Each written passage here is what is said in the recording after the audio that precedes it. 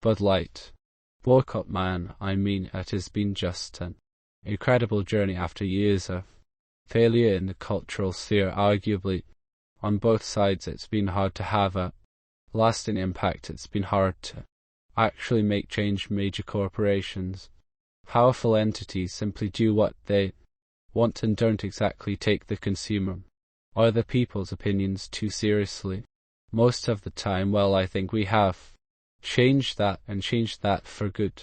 No longer are they underestimating our influence, no longer are they scoffing at the idea of a consumer backlash. It's one wrong step and you jeopardize everything that you stand for, everything that you've built, and honestly that's really the way that it ought to be. And I know, don't mean that in the way of typical cancel culture. You know, if a company comes out with a small political message or stance, even if a company's CEO comes out and endorses Joe Biden like before, new CEO endorsed Donald Trump, deal not worth a boycott. But when you take it too far, when you really cross boundaries that should not be crossed, like targeted Bud Light did this year, there should no longer be an expectation that it'll just be a little blip on the radar and then act to normal. That's the standard we've set. That's really what we've been focused on. I've been saying it for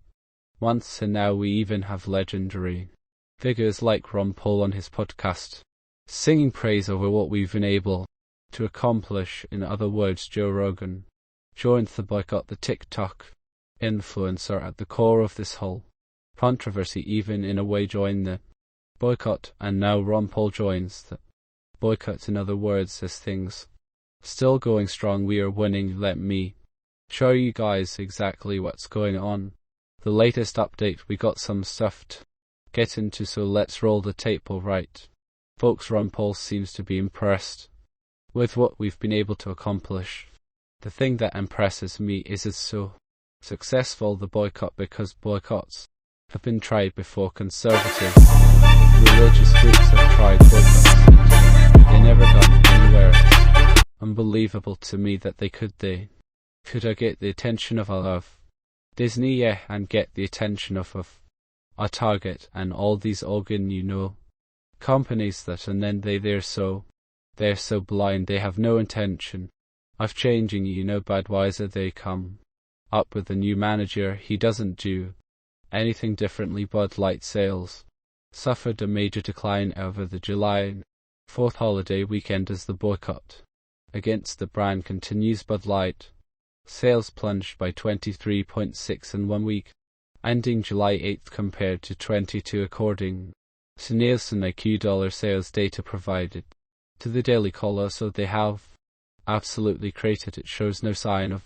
slowing. As you point out, it is almost like a David and Goliath, because our boycotts tend to not work that well. I think one factor, two factors, I would suggest, Dr. Paul. Number one, Americans are very tolerant, but I think they do reach a breaking point where they've had enough and this stuff has been shoved in their face for long enough. They finally said, I can do something about it. And what he said right there, I think, is probably the most important thing here. It's undeniable. I think everyone is able to see that this boycott has been beyond successful, immensely successful. Everyone, including insiders, including all the directors, didn't expect for this grassroots consumer movement to not only be able to achieve what it has achieved, but to go on for so long. Where we last left off with Bud Light was the data heading directly into the July 4th weekend. Well, now we have the July 4th weekend date itself, and it's pretty much exactly what we expected during a massive holiday weekend, where you expect beer companies to be bringing in the bank. It seems like there was only one company that wasn't invited to the profits bonanza, of course, Bud Light. Bud Light sales collapsed over 4th of July weekend. Bud Light continues to get absolutely destroyed since the company went woke. Sales dropped a staggering 23.6% for the week ending in July 8th compared to a year ago, according to Nielsen IQ data provided by Williams Consulting via the New York post that covers 4th of July weekend, a weekend that generally would have had Bud Light flowing, instead saw a huge decline. The decline wasn't as bad as the week prior, but important context, it was July 4th. Any reduction in sales volume over July 4th weekend is disastrous, to say the least. A nearly 24 sales decline is essentially worst case scenario. The sheer persistence here has been unbelievable. In fact, it's nearly been a month, if I'm not mistaken, since Bud Light decided to take back to Twitter.